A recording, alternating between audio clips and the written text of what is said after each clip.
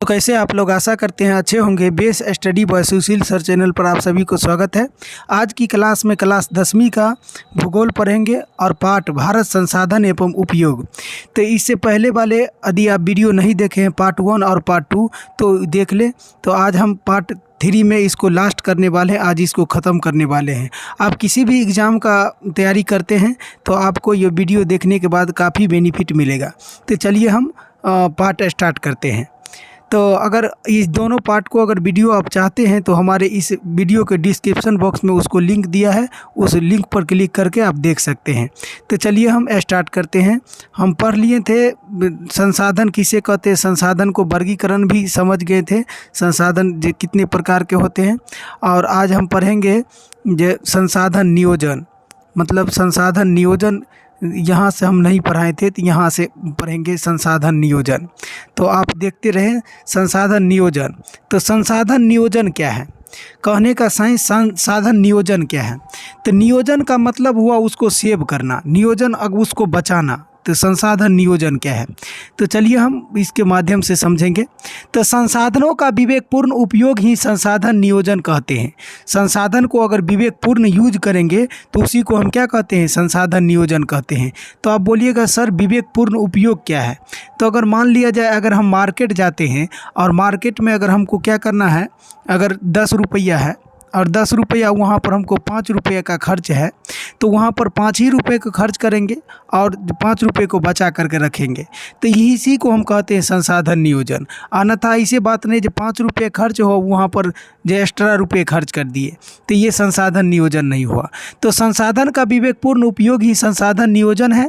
और वर्तमान परिवेश में संसाधन का विवेकपूर्ण उपयोग हमारे सामने चुनौती बन गया है। अभी वर्तमान समय में आधुनिक भारत में अगर बात करेंगे अभी, तो ये चुनौती का विषय बन गया है। विवेकपूर्ण उपयोग हमारे चुनौती का विषय बन गया है।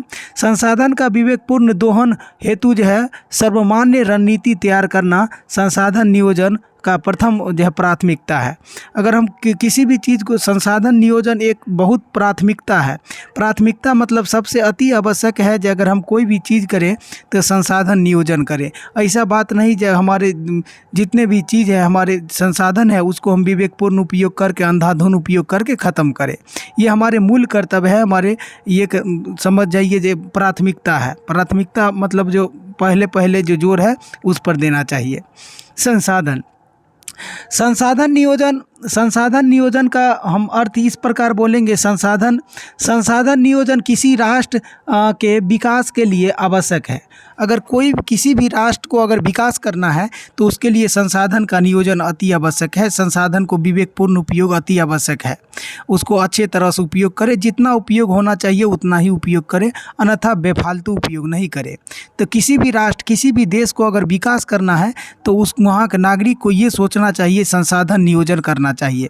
भारत जैसे देश के लिए भी यह जो है अपरिहार्य है। और भारत जैसे देश के लिए भी क्या है, यह ज़रूरी है जो हम लोग क्या करते हैं, संसाधन नियोजन करें। यहाँ संसाधन के ऊपर जो है उपलब्धता में अत्यधिक जो है विविधता के साथ साथ सघन जो है जनसंख्या व्याप्त है। और संसाधन के साथ साथ यहाँ पर हम बात करेंगे तो अत्यधिक सघन जनसंख्या व्याप्त है। और यहाँ कई ऐसे प्रदेश हैं जो संसाधन संपन्न है। कई अगर भारत की बात किया जाए तो बहुत सारे ऐसे प्रदेश है, ये ऐसे प्रदेश है जहाँ पर संसाधन क्या है, अत्यधिक जो है संसाधन संपन्न देश है, संसाधन वहाँ पर भरपूर है। लेकिन कई ऐसे भी प्रदेश हैं जो संसाधन के दृष्टि से काफ़ी भिन्न है। कोई ऐसे भी प्रांत है जहाँ पर संसाधन बहुत कम मात्रा में है। तो भारत के अगर हम बात करेंगे तो बहुत सारे ऐसे भी राज्य है जहाँ पर संसाधन पूर्णतः है, एकदम भरा हुआ है। लेकिन कोई ऐसे भी राज्य है जहाँ पर संसाधन का क्या है, बिल्कुल लुप्त है, वहाँ पर कमी है। कुछ ऐसे भी प्रदेश है जहाँ एक ही प्रकार के संसाधन, प्रचुर भंडार एवं अन्य दूसरे संसाधनों में वह गरीब है।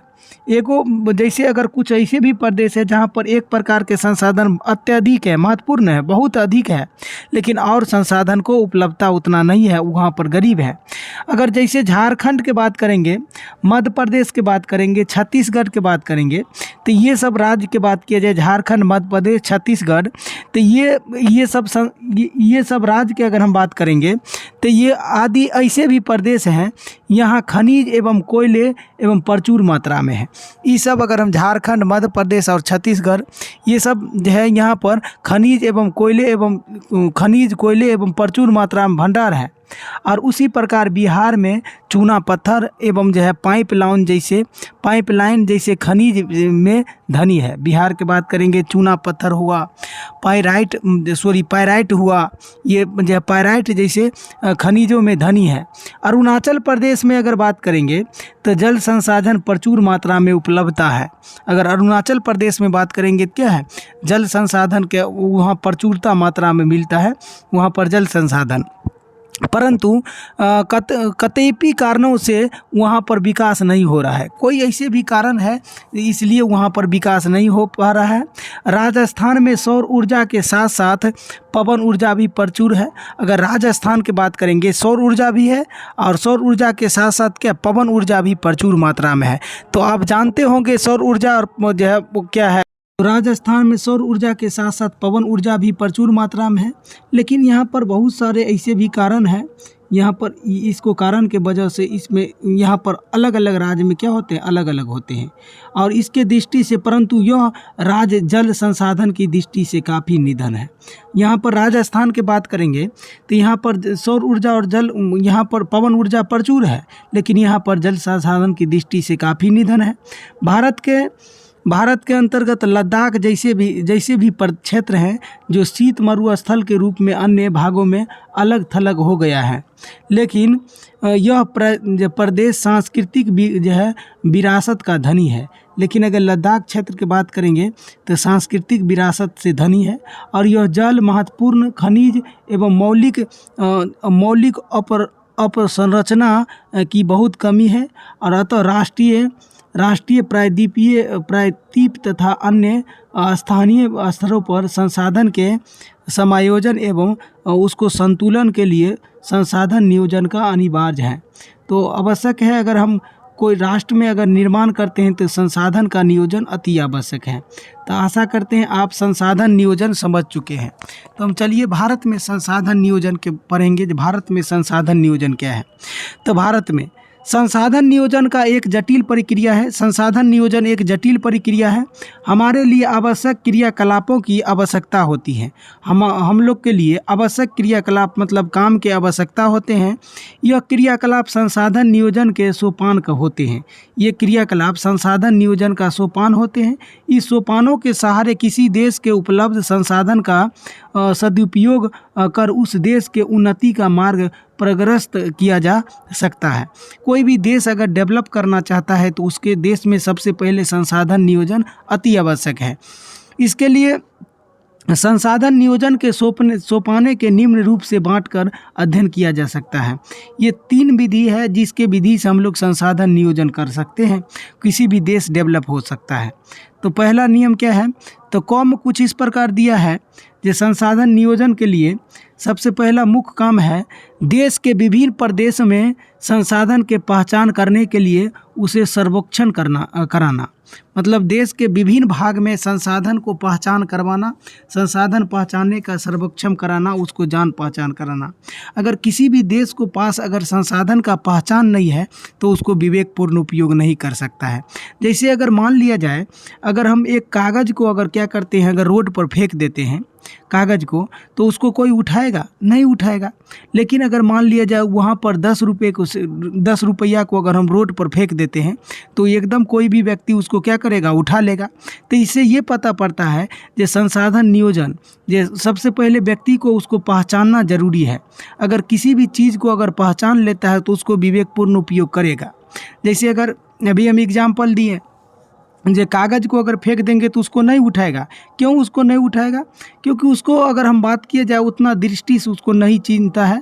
अगर मान लियो अगर हम 10 रुपये अगर छोटे एग्जाम्पल के तौर पर समझें, अगर मान लिया जाए अगर कोई व्यक्ति अगर किसी भी चीज़ को अगर नहीं जानते हैं, अगर रोड पर उसको फेंक देते तो उसको उठाएगा? क्योंकि उसको पहचान नहीं सकता है, उसको कैसे उठाएगा? और वही में अगर हम बात करेंगे 100 रुपये या 10 रुपये के सिक्के अगर हम फेंक देते हैं तो अगर वहाँ पर है तो उसको पहचान किया है, उसको जानते हैं तो उसको उठा लेगा। तो उसी प्रकार इसमें कहा गया है देश के विभिन्न प्रदेश में संसाधन को पहचान करने के लिए उसको सर्वेक्षण कराना ज़रूरी है, उसको पहचान कराना ज़रूरी है कि ये संसाधन है। उसको चिन्हाने के लिए हर एक व्यक्ति को उससे पहचान कराना ज़रूरी है। दूसरा शर्त है में सर्वेक्षणों उपरांत मानचित्र जैसे मानचित्र तैयार करना एवं संसाधन के गुणवत्ता एवं मात्रात्मक आधार पर मापन पर आकलन किया जाना चाहिए। उसको गुणवत्ता पर आकलन किया जाना चाहिए, मात्रात्मक पर और मापन पर उसको आकलन करना चाहिए। तीसरा स्टेप है संसाधन विकास योजनाओं के मूर्त रूप के देने के लिए उपयुक्त प्रायोगिक एवं कौशल संस्थागत नियोजन के रूपरेखा तैयार करना चाहिए। अगर संसाधन को नियोजन करना है तो मुख्य रूप से उसको पास प्रायोगिक होना चाहिए।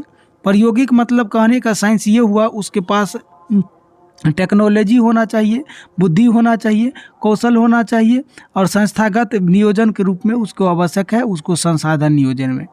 और खौम कुछ इस प्रकार दिया है संसाधन नियोजन के लिए जो राष्ट्रीय विकास योजना एवं संसाधन विकास योजना के मध्य समन्वय स्थापित करना चाहिए। अगर राष्ट्रीय विकास योजना के संसाधन के योजना के मध्य उसको समन्वय का स्थापित करना चाहिए। और यहाँ पर हम कुछ इस प्रकार हम बात करेंगे हमारे देश के अगर बात करेंगे तो हमारे देश में स्वतंत्रता प्राप्ति के बाद से ही संसाधन नियोजन के उसको लक्षित उपदेशित किया जा रहा है। अगर हम स्वतंत्रता प्राप्ति के बाद के ही बात करेंगे तो हमारे देश में क्या हो रहा है, हमारे देश में लक्षित उपदेशों को हासिल करने का प्रयास किया जा रहा है।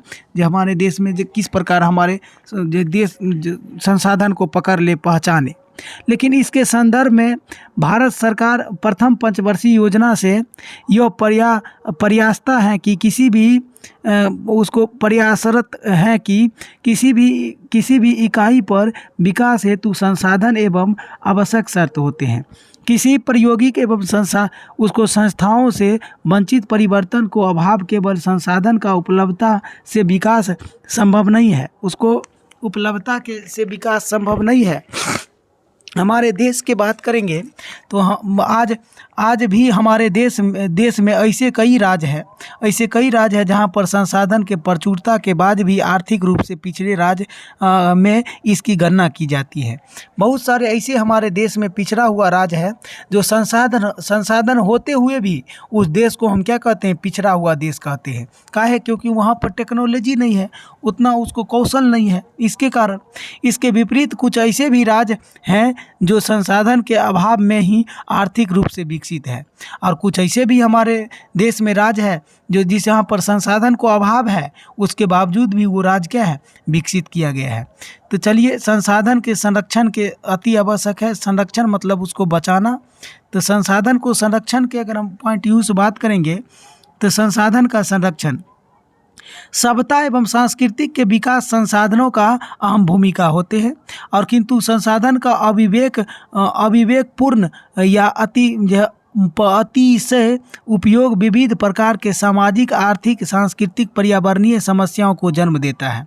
अगर किसी भी प्रकार को अगर हम संसाधन को विवेकपूर्ण उपयोग करते हैं तो वो हमारे क्या होगा, उसको हमारे पर्यावरण को क्षति पहुंचाता है, हमारी संस्कृति को क्षति पहुंचाता है। और इस समस्याओं को समाधान हेतु विभिन्न स्तर पर संरक्षण की आवश्यकता है, और इस समाधान के लिए विभिन्न प्रकार के उसको संरक्षण की आवश्यकता है।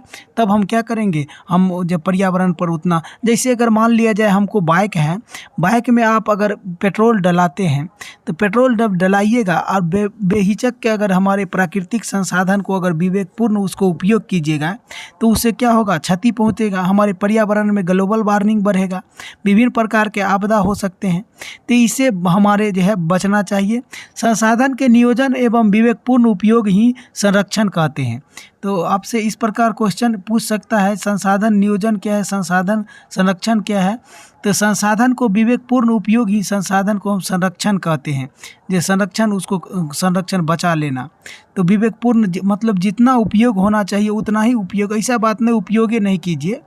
जो उपयोग होने लायक है जो उसको इतना उपयोग कीजिए, और उसके बाद जो है बेहिचक उसको जो है बेफायदा का उपयोग मत कीजिए। तो इसी प्रकार इसमें बोल रहा है कि संसाधन के नियोजन विवेकपूर्ण उपयोग ही संसाधन संरक्षण कहते हैं। प्राचीन काल में प्राचीन काल से अगर हम बात करेंगे, प्राचीन काल से ही संसाधन का संरक्षण समाज सुधारों, नेताओं, चिंतकों एवं उसको पर्यावरणीय विदों के लिए एक जो है चिंतनीय ज्वलंत विषय है। प्राचीन काल से ही जो है ये संसाधन को जो संरक्षण करने के लिए समाज सुधारक, नेताओं, चिंतकों, इसके लिए पर्यावरणीय विदों के लिए चिंतकजनक ज्वलन है। लेकिन इस संदर्भ में महान दार्शनिक चिंतक महात्मा गांधी का विचार जो है प्रासंगिक है।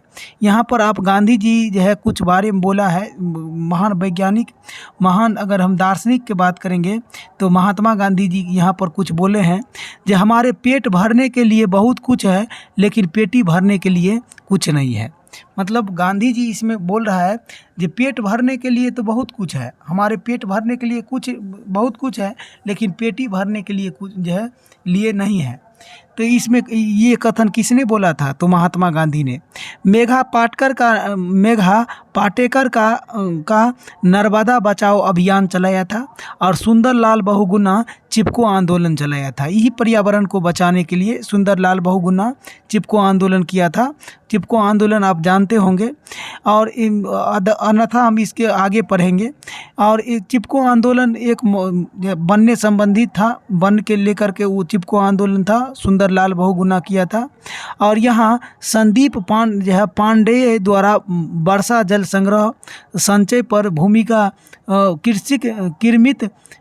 कृषिक भूमि का विकास विस्तार है और संसाधन संरक्षण के दिशा में अत्यधिक जो है सराहनीय कदम है। अगर हम आगे की बात करेंगे तो गांधी जी यहाँ पर कुछ कहते हैं। जो गांधी जी जैसे कई ऐसे चिंतकों का मानना है कि संसाधन उसको स्वार्थी और लालची प्राकृतिक तथा आधुनिकता तकनीकी के शोषणात्मक क्रियाकलापों संसाधन के तीव्रतम ह्रास के लिए मजबूर कर देते हैं। मतलब कुछ गांधी जी का चिंतन ये है जो कुछ स्वार्थी और लालची व्यक्ति के कारण, इस आधुनिक तकनीकी के कारण इस जो है संसाधन को हम क्या करते हैं, तीव्र से उसको क्या करते हैं, नाश करते हैं, स्वार्थी व्यक्ति के कारण। लेकिन यहाँ पर कुछ महान, यहाँ पर इसके पॉइंट व्यू से इसमें बोला गया है जो देता है, गांधी जी मशीनी द्वारा उत्पादन पर घोर विरोध थे और वे बड़े जन समुदाय द्वारा उत्पादन के समर्थन थे। मतलब गांधी जी जो मशीनीकरण को जो बढ़ावा दे रहा है, आज के आधुनिकीकरण में बात करेंगे तो मशीनीकरण तो विभिन्न प्रकार से हो गया है, विभिन्न प्रकार से हम देखते हैं जो मशीनीकरण। तो गांधी जी मशीनीकरण पर जोर कम देता है। जिस प्रकार अभी आप लोग क्या करते हैं, विभिन्न प्रकार से मशीनी उपयोग कर रहे हैं, मशीन के माध्यम से कर रहे हैं। तो उस पर जो गांधी जी का कथन था जो ये मशीनी उपकरण पर जोर न दे करके, और जिससे एक बड़ी आबादी को जो है बेरोजगारी जैसे सामाजिक कोड से बचाया जा सकता है। जो हमारे देश में जो रोजगार भी होगा उससे क्या होगा, उसको बचावा दे सकता है। तो गांधी जी की ये कथन था जो इसमें कोई भी मतलब मशीनीकरण का उतना जोर नहीं देना चाहिए। जिस प्रकार आप लोग देखते हैं विभिन्न प्रकार के मशीनी टेक्नोलॉजीकरण आ गया है। अब कोई भी काम क्या होता है, मजदूर से नहीं करवाया जाता है और मशीनीकरण द्वारा उसको काम को संपन्न करवा लेता है।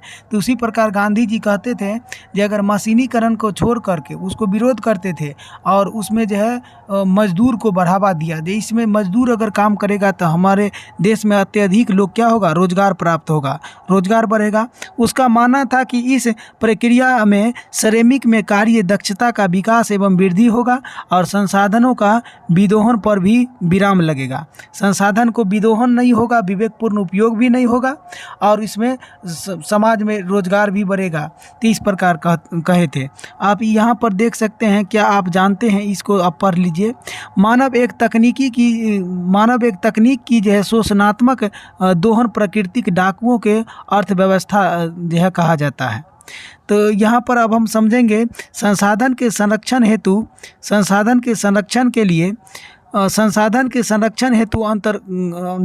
अंतर्राष्ट्रीय स्तर पर अनेक जो है सम्मेलन हुआ है। अनेक प्रकार से क्या हुआ है, सम्मेलन हुआ है। और सर्वप्रथम 1968 ईस्वी में क्लब ऑफ रोम ने इसकी जो है वकालत की थी। सर्वप्रथम 1968 ईस्वी में क्लब ऑफ रोम ने इसको वकालत किया था। 1974 ईस्वी में उसको शुभ शेर की पुस्तक और स्माइल इन ब्यूटीफुल की इसमें से संबंधित गांधी जी के विचार प्रकाशित हुआ है। और ब्रेंटलैंड आयोजन द्वारा प्रस्तुत 1987 द्वारा प्रतिवेदन की संसाधन संरक्षण के संबंध में विश्व जगत के दृष्टि खोलने के कारगर सिद्ध हुआ है। और इसमें सतत विकास की संकल्पना के साथ साथ संसाधन के संरक्षण पर बल दिया है। सतत विकास के साथ साथ क्या, संसाधन पर भी बल दिया है। जो हमारे संसाधन किस प्रकार साथ साथ संसाधन संरक्षण पर भी क्या हुआ है, बल दिया गया है। लेकिन इस रिपोर्ट के बाद ही हमारे साझा भविष्य और शीर्षक में भी दस्तावेज प्रकाशित किया गया है। और रियो डी जेनेरो कहाँ के थे, ब्राज़ील के। तो रियो डी जेनेरो ने 1992 ईस्वी में इसको आयोजन हुआ था, इसको आयोजन किया गया था। और इसमें जो है सम्मेलन भी इसे संदर्भ में एक उसको सुनियोजित प्रयास किया था। पुनः 1967 ईस्वी में न्यूयॉर्क में द्वितीय पृथ्वी सम्मेलन हुआ था। तो आपसे पूछा जाएगा प्रथम पृथ्वी सम्मेलन कौन किया था, तो रियो डी जेनेरो कहाँ पर, ब्राज़ील में 1992 ईस्वी में, 92 में। उसके बाद 1997 ईस्वी में जो है न्यूयॉर्क कहाँ है, अमेरिका में। न्यूयॉर्क में अमेरिका के अगर अच्छे शहर के बात करिए, अच्छे राज्य की बात करेंगे तो न्यूयॉर्क है। और द्वितीय पृथ्वी सम्मेलन और तथा 2002 में इसमें जोहान्सबर्ग में इसको आयोजन जो है तृतीय पृथ्वी सम्मेलन हुआ था। कहाँ पर, जोहान्सबर्ग में। और जोहान्सबर्ग के बात करेंगे, दक्षिण अफ्रीका का एक बहुत बड़ा शहर के बात करेंगे तो ये दक्षिण अफ्रीका का एक बहुत बड़ा शहर है जोहान्सबर्ग। तो तृतीय पृथ्वी सम्मेलन संरक्षण के लिए विश्व स्तरीय उसको सराहनीय प्रयास किया गया। उसके बाद हम समझेंगे सतत पोषणीय अवधारणाएं। सतत पोषणीय अवधारणाएं क्या है, तो सतत पोषणीय अवधारणाएं का कहने का ये तात्पर्य होता है कि सतत पोषणीय अवधारणाएं संसाधन मनुष्य के जीवित का आधार है। जीवन का आधार अगर हम बात करेंगे तो संसाधन है। और जीवन की गुणवत्ता बनाए रखने के लिए संसाधनों को सतत विकास की आवश्यकता होते हैं। अगर हमको जीवन को अगर निरंतर बढ़ाने चलना है तो हमको सतत पोषणीय विकास पर जोर देना चाहिए। संसाधन जो है कृषि प्रदत्त उपहार है और इसको अवधारणा के कारण ही इसका अंधाधुंध दोहन किया जा रहा है, जिसके कारण पर्यावरणीय समस्या उत्पन्न होते हैं। तो सतत पोषणीय विकास का अवधारणा कहने का मतलब ये हुआ जो आप समझ चुके हैं। सतत पोषणीय विकास, जो सतत पोषणीय विकास का मतलब होता है जैसे अगर हम वर्तमान में अभी जी रहे हैं तो जितना ज़रूरी है हमको उतना एकदम ज़रूरी के हिसाब से संसाधन का उपयोग करना है। ऐसा बात नहीं हम भूखे मर जाएं और आने वाले पीढ़ी के लिए छोड़ दें। तो जितना हमको ज़रूरी पड़ता है उतना भी हमको ज़रूरी कर लेना है और अविवेक उपयोग नहीं करना है। अविवेक उपयोग करने आने वाले पीढ़ी के लिए भी सोचना है। तो इसी को हम सतत पोषणीय विकास कहते हैं। जैसे अगर मान लिया जाए हमारे पास 10 कट्ठा ज़मीन है और 10 कट्ठा ज़मीन को अगर हम क्या करेंगे, अगर हम अपना ज़िंदगी में उसको क्या करेंगे, खा पी के उसको जो है एकदम उड़ा पूरा देंगे। एक एग्जाम्पल के लिए समझने के लिए बोल रहे हैं।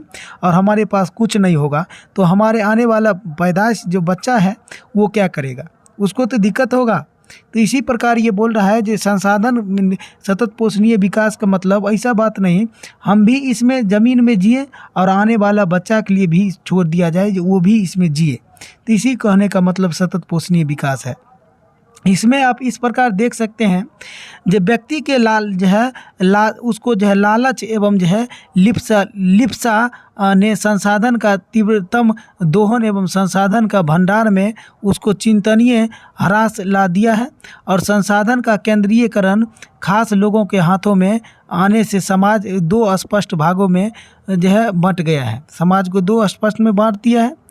उसको जो है संपन्न लोगों के द्वारा स्वार्थ एवं जो है उसको जो बसीभूति होकर संसाधन का विवेकपूर्ण दोहन किया जा रहा है, और जिससे विष परिस्थिति में घोल एवं संकट की उत्पन्न की हो सकते हैं। भूमंडलीय तापन, ओजोन परत क्षय, पर्यावरणीय प्रदूषण, मृदा क्षरण, भू विस्थापन, अम्लीय वर्षा और उसमें असम जो है असमय ऋतु परिवर्तन जैसे समस्या होता है।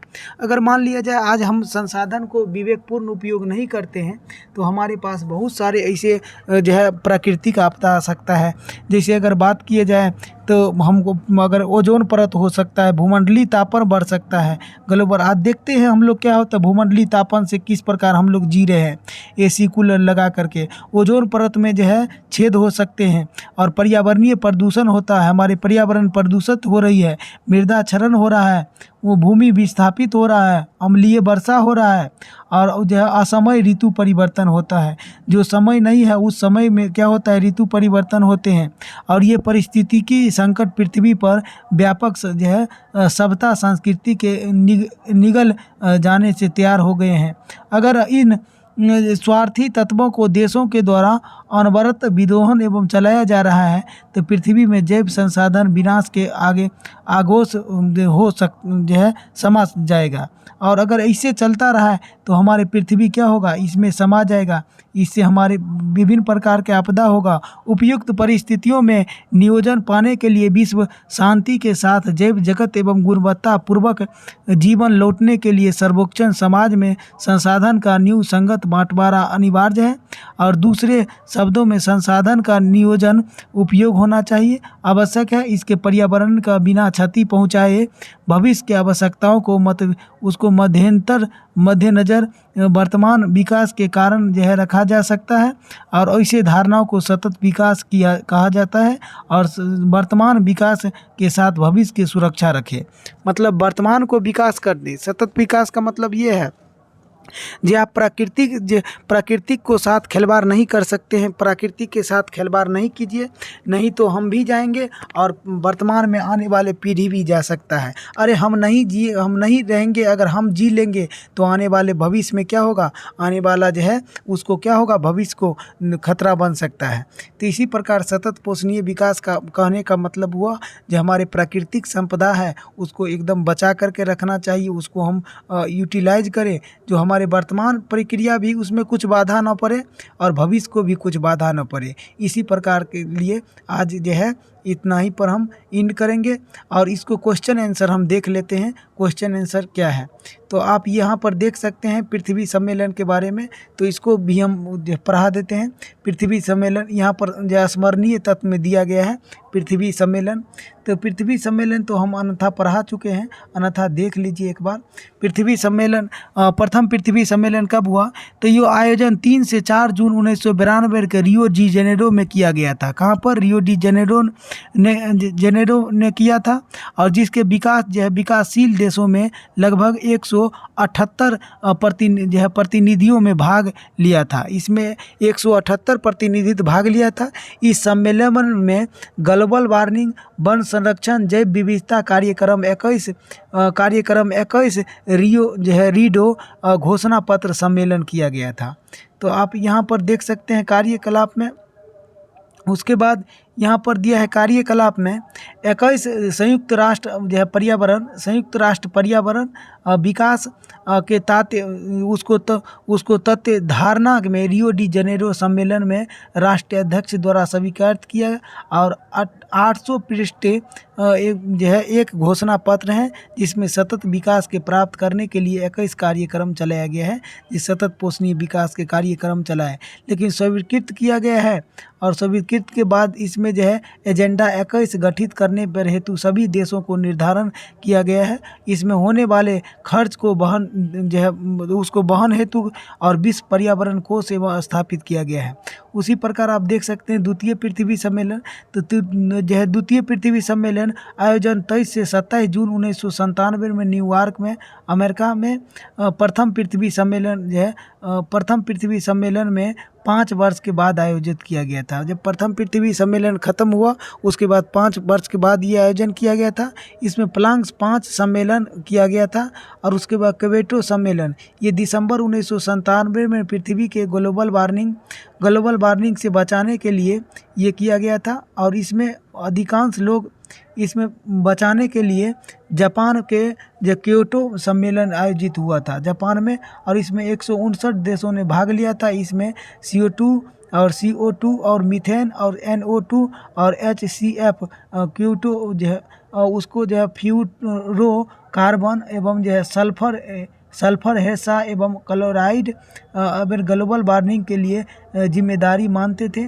और इसमें उपयोग में कटौती पर जो है समायोजित की गई थी।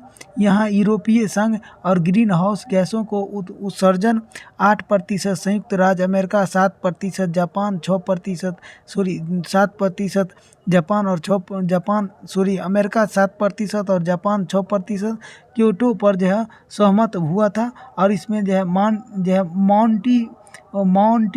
मॉन्टियला समझौता 1967 में उसको विस्तार भी माना जाता है। इस सम्मेलन में विश्व पर्यावरणीय सम्मेलन और ग्रीन हाउस सम्मेलन के नाम से भी जाना जाता है। उसके बाद तृतीय पृथ्वी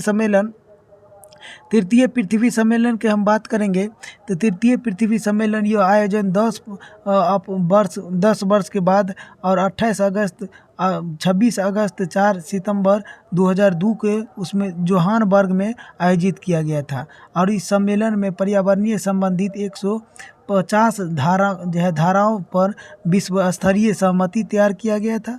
और इस सम्मेलन का आयोजन परिणाम नहीं निकल सका। इस सम्मेलन में विश्व विभिन्न देशों में लगभग 200 प्रतिनिधित्व ने भाग दिया था। इसमें 200 प्रतिनिधि भाग दिया था। तो चलिए हम क्वेश्चन भी देख लेते हैं, ऑब्जेक्टिव क्वेश्चन जो भी है। तो यहाँ पर देखिए क्वेश्चन को आप लगा लीजिए। क्वेश्चन कुछ इस प्रकार है, जो कोयला किस प्रकार के संसाधन है। कोयला किस प्रकार संसाधन, तो आप तो मार सकते हैं अनवीकरणीय संसाधन। कोयला किस प्रकार अनवीकरणीय संसाधन। सौर ऊर्जा निम्नलिखित में से कौन सा संसाधन है, तो पुनः पूर्ति योग है। कौन है, बी, ऑप्शन नंबर बी पुनः पूर्ति योग संसाधन है। उसके बाद यहाँ पर हम बात करेंगे तो यहाँ पर कुछ इस प्रकार है, समुद्रीय तट रेखा से कितने किलोमीटर क्षेत्र को जो अपवर्तक क्षेत्र कहा जाता है। मतलब समुद्रीय क्षेत्र को कितने किलोमीटर क्षेत्र को अपवर्तक क्षेत्र कहा जाता है, तो 200 किलोमीटर, 200 नैनोमीटर को, 200 mn को, तो mn का मतलब हुआ नैनोमीटर। उसके बाद जो है यहाँ पर दिया है चौथा क्वेश्चन, डाकुओं के अर्थव्यवस्था का संबंध किससे है, तो ऑप्शन नंबर बी संसाधन के जो है नियोजित विदोहन के कारण डाकुओं का संबंध है। क्वेश्चन 5 कुछ इस प्रकार है, संयुक्त क्षेत्र में राजनीतिक सीमा में कितनी किलोमीटर क्षेत्र तक राष्ट्रीय संपदा निहित है, तो इसमें 19.2 किलोमीटर क्षेत्र तक। तो आज के वीडियो हम इतना ही इन करते हैं। आज आप लोगों को चैप्टर ख़त्म हुआ, हम आगे मिलेंगे नए पार्ट के साथ, नए वीडियो के साथ। तो आज के लिए जय हिंद। यदि हम कहना चाहेंगे यदि अगर हमारे वीडियो आप लोगों को अच्छा लगता है तो हमारे वीडियो को सब्सक्राइब करें, लाइक करें, शेयर करें। यदि हमारे वीडियो अगर अच्छा नहीं लगते हैं तो आप डिसलाइक कर सकते हैं। तो चलिए आज के लिए इतना ही, जय हिंद।